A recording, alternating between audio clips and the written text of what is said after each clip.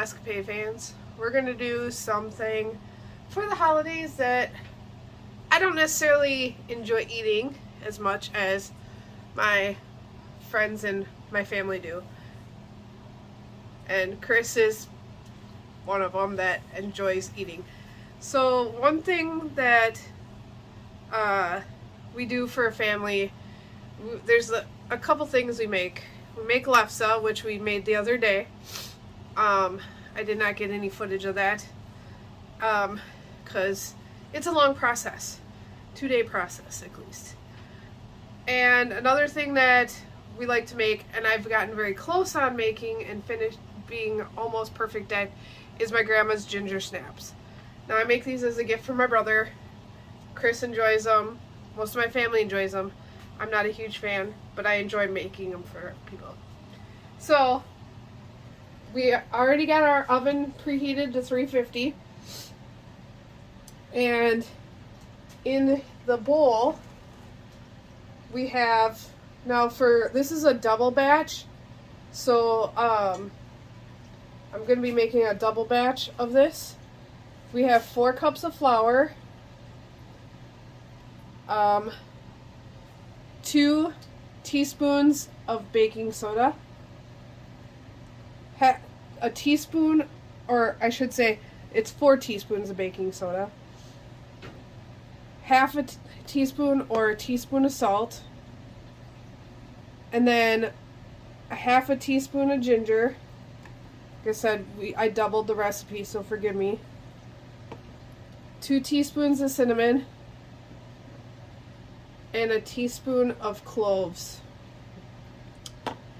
And that is all the dry ingredients, and I just mixed it up so that everything's incorporated in here. So it kind of looks like a dirty flour, but it's just got the cinnamon and ginger and everything in there. Cloves.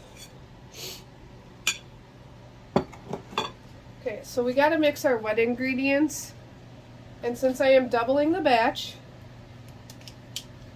and I'll let Chris take a zoom in on the recipe that I have for these. Got my mixer here, which I have to plug in yet.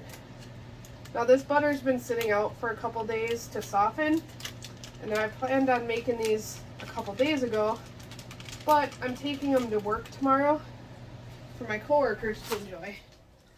So I gotta get them made up tonight. And I figured, what a better way to make these than when it's supposed to be a super snowy day out there for us. It's supposed to be, we're in like a blizzard warning and very low temperatures. Very, very, very low temperatures. So I am putting in 1.5 cups of butter, because the recipe calls for 3/4 cup, and doubling this recipe would be 1.5 cups.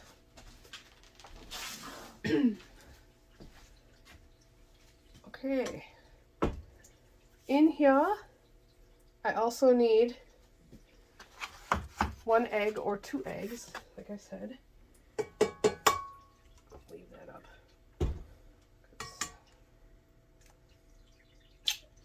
Ooh, that was close. And yes, I'm not the best egg cracker. Forgive me.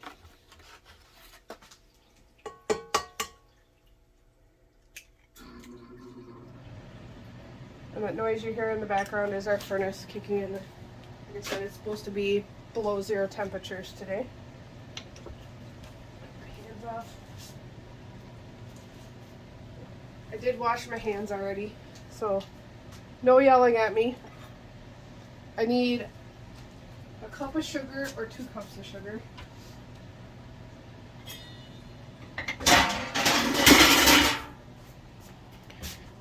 Please ignore our dirty dishes.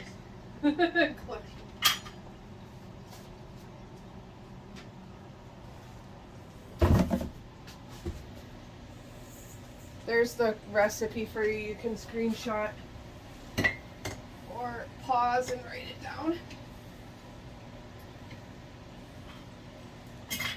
And for you that don't know what old lingo is, spry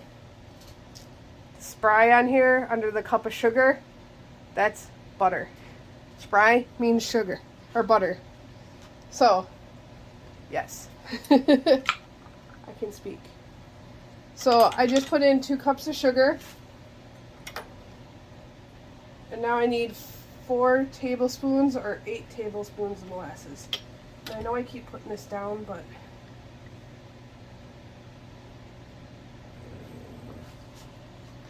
this is where the magic happens.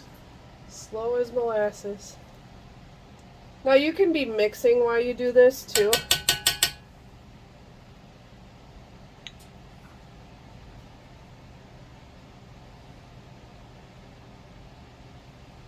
And yes, I know people like to do the conversion of cups from tablespoons to cups. Sorry, but my mind does not think that way, and I do it the most difficult way possible. I can convert a lot of things. This should be 3, right? It is. If you do it exactly like Grandma, they're supposed to come out tasting like what Grandma made, so. The only thing that I don't have is a Grandma's love. I can't pour a Grandma's love into making these. I guess that's called a sister's love. Sisterly love, right? There you go. My grandma, the one thing about Christmas time is my grandma would always make a ton of different things. She'd make head cheese. She'd make crack top cookies, ginger snaps, turtles, fudge,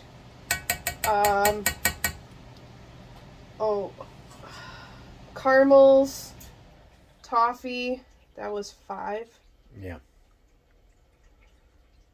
So you'd go to her house. I mean, it got to the point where she was making rosettes at times too.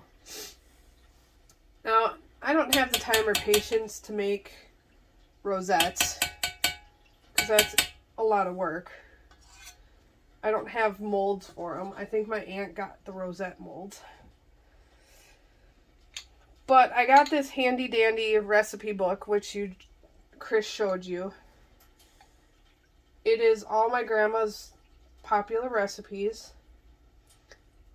And it's not just my grandma's, it's my great-grandma's, my great-aunts, really good friends of the family.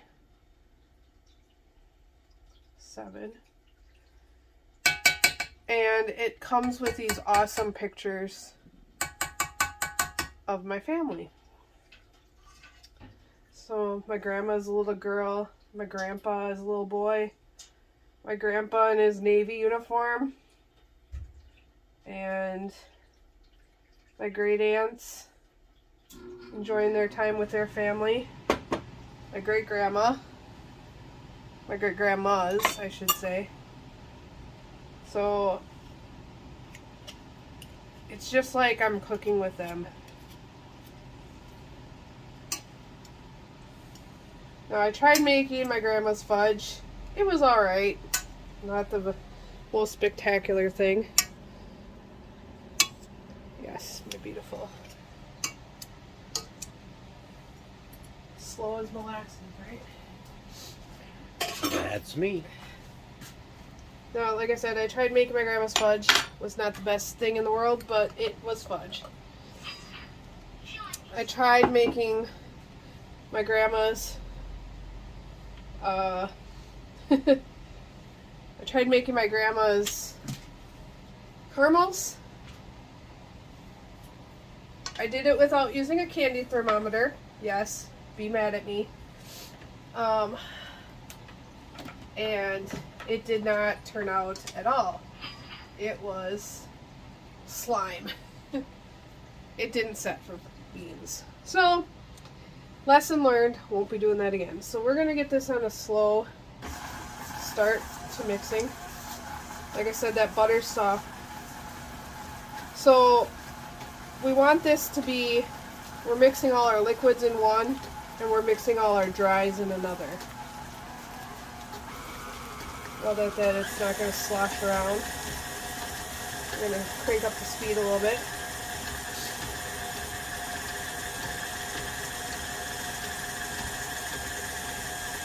This way too, all your dried meat ingredients, when you mix it up like this, is kind of all mixed in, so you don't have patches of cinnamon or patches of ginger or clove.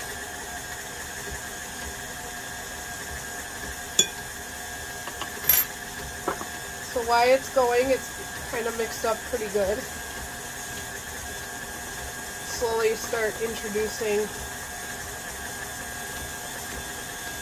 Actually, I'm going to shut this off quick first.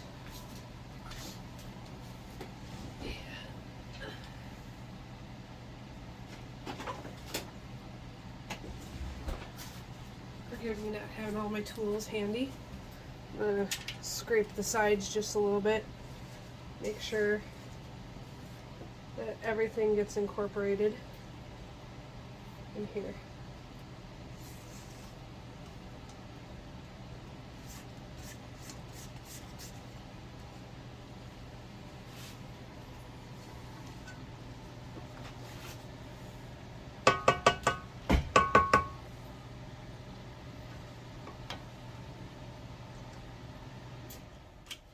I get a lot of flack for not cooking at home, but one of my favorite things to do is bake.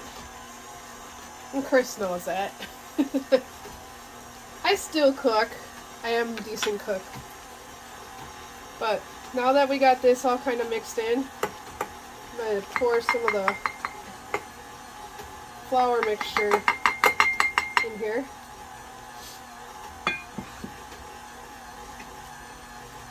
You can kind of see it's starting to make a dough.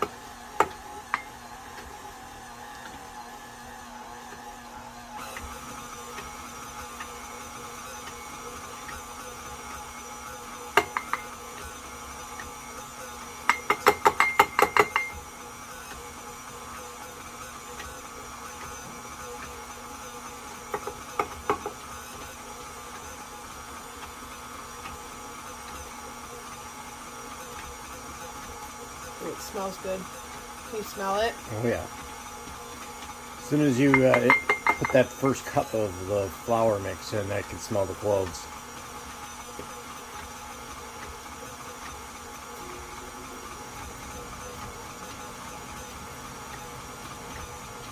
You see it's starting to get thicker.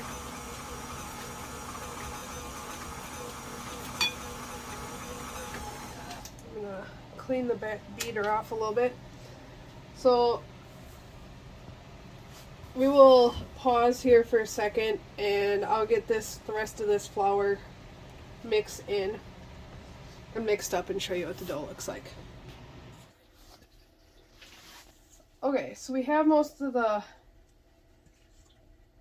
the flour, a good majority of the flour incorporated. I'm gonna put it back in this bowl here.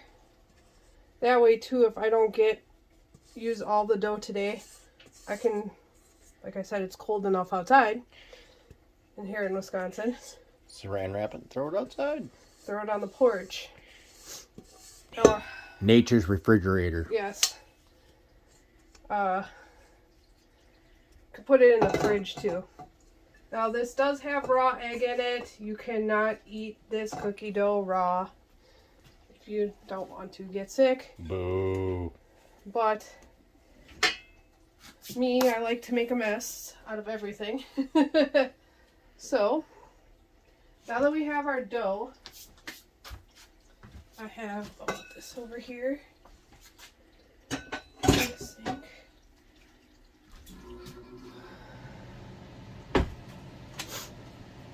We are going to make our cookies. So if you want to come over here, I have a ball maker, cookie maker. You don't have to use this. People just roll a little ball, maybe about a quarter size. Is that about a quarter? $50. Yeah. Well, You want about a quarter size to a $half size little ball. These are perfect. Now I use Pampered Chef stoneware. You can use whatever you want. Cookie sheets, metal cookie sheets. Like I said, we have had our oven preheated.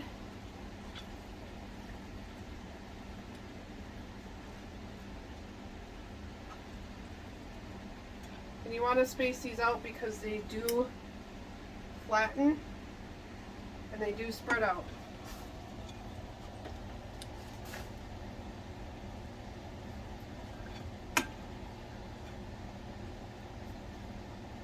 I have a good seasoning on this stoneware, so I'm not worried about oiling it to keep the cookies from sticking. They may stick a little bit, but they're usually pretty good about coming right off.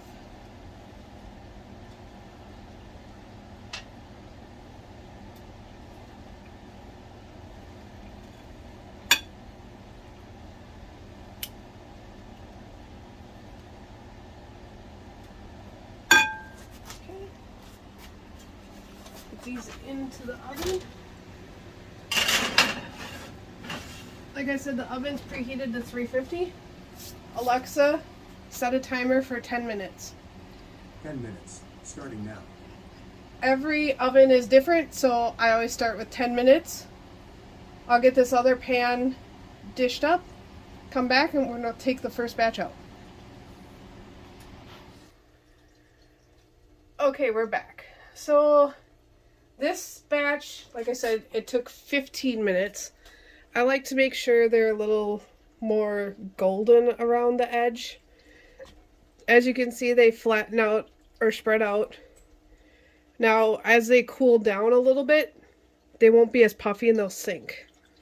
So you can kind of see, and if you want to get down on this level a little bit, they're kind of poofy, nice moundy.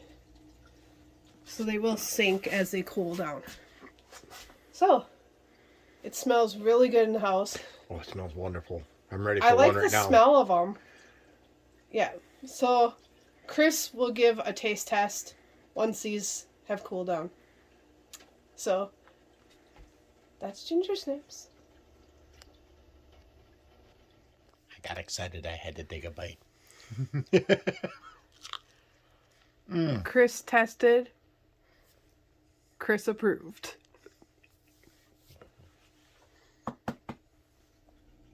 Okay, guys. So, here it is again, the recipe. If you have any questions, just comment down below. This is just one of our family favorite traditions for Christmas time. And I'm glad that I get the opportunity to make it. So, hit that button, hit the little bell notification so you know when we release new videos. Like, share, subscribe, comment any questions or anything down below. Make some for yourself. Make some and see what you think of them too, and let me know. Bye everybody, and join us on our next MidwestCapade.